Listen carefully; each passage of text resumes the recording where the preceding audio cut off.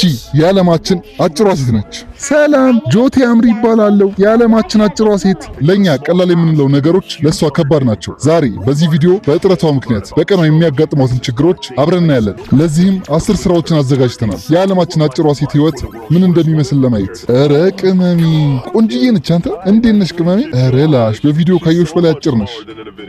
የ30 ዓመት ጎልማሳ ናት። መራመድ እንኳን ለሷ ከባድ ነው። ሰዎች እዲያቺ ቅመም።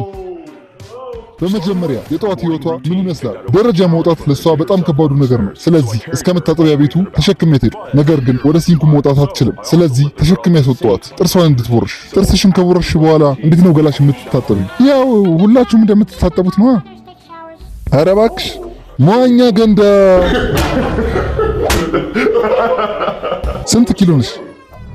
አታ ሁለተኛ የሴት ልጅም ኪሎ እንዳትጠይቅሽ።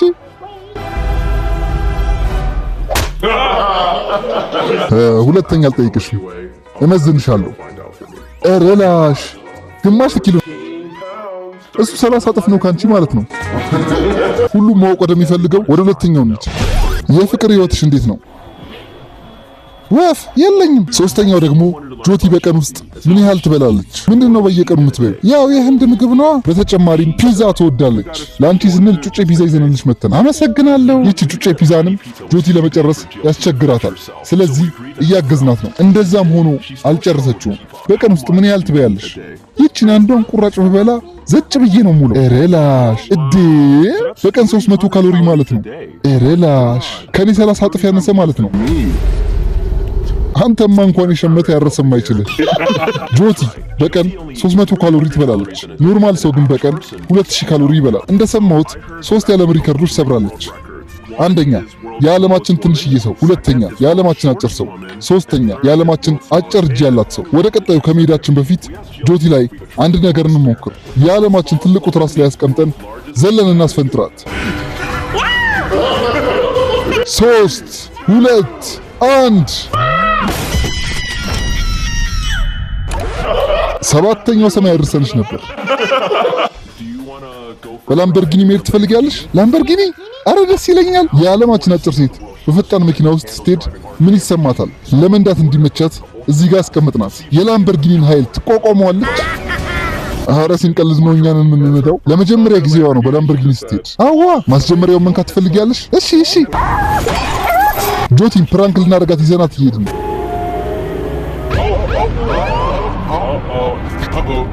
ምን እየተፈጠረ ነው እዚህ?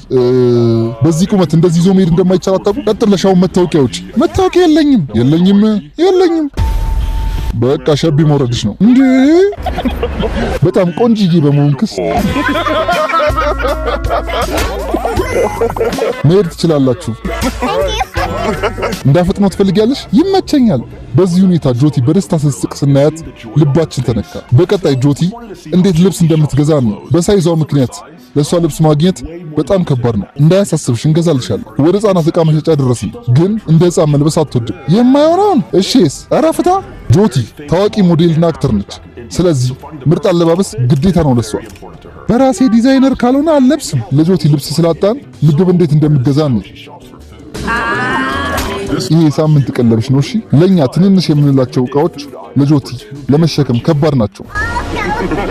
መያዝ እንኳን አልቻለች። በቀጣይ እነዚህን ቀለሞች ይዘን የህንድን የቀለም በዓል አብረን እናከብራለን። ህንዶች በየዓመቱ ተሰብስበው ቀለም በመደፋፋት የሚያከብሩት በዓል ነው። ጆቲ ግን ሄዳ አታውቅም፣ ምክንያቱም ልትረገጥ ትችላለች። ስለዚህ ከኛ ጋር ታከብራለች። በዚህ ጀልስ ላይ እያስደፋናት። ምን ምረጪ ቀለም። ተዘጋጅሽ?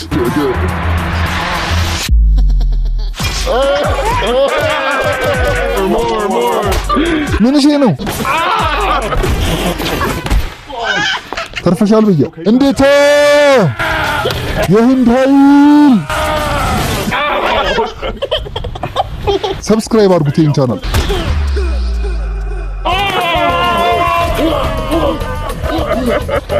ህንድ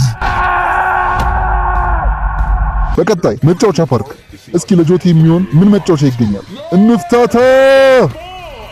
ግን ትልቅ ችግር አጋጠመን። ሁሉም ቁመት ይጠይቃል። መግባት አትችይም ጆቲ፣ ቢያንስ እስከዚህ መርዘም አለብሽ። ግን የሚፈቀድ አንድ ጨዋታ አለ። መግባት እንችላለን? ይቻላል። በመጨረሻም ገብተናል። ደስ አለሽ? እንዴታ ጆቲ የሌለ ትፍታ እያለች ነው። እኔ ግን ደብሮኛል። በተጨማሪም ሚኒ ጎልፍ አገኘው ጆቲ የምትወደውን። ነገር ግን በዚህም ጆቲ እገዛ ትፈልጋለች። ጩጬን ቤት አገኘው ለጆቲ የሚመጥን። አረ ማንም የለም። በመጨረሻም ጆቲ ወደ ህንድ ከመመለሷ በፊት ስጦታ ልንሰጣት ነው። ላምበርጊኒ ምን ያህል እንደምትወጂ ስለምናቅ በስጦታ መልክ ልንሰጥሽ ነው። ይሄው ቁልፍሽ። የምራችሁን ነው? ህንድ ይዤው ልሄድ ነው። ምናልባት ደግሞ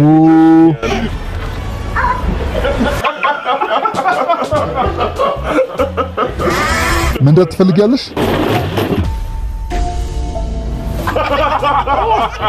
ምን አይነት በጭ ናቸው ባካችሁ። አስጀምሪው። የሚሰራ አይመስለኝም። መቼም ደካማ ነኝ ብላችሁ እንዳታስቡ። እንደኛ አይነት ሰዎች ደስተኛ ሆነን መኖር እንችላለን።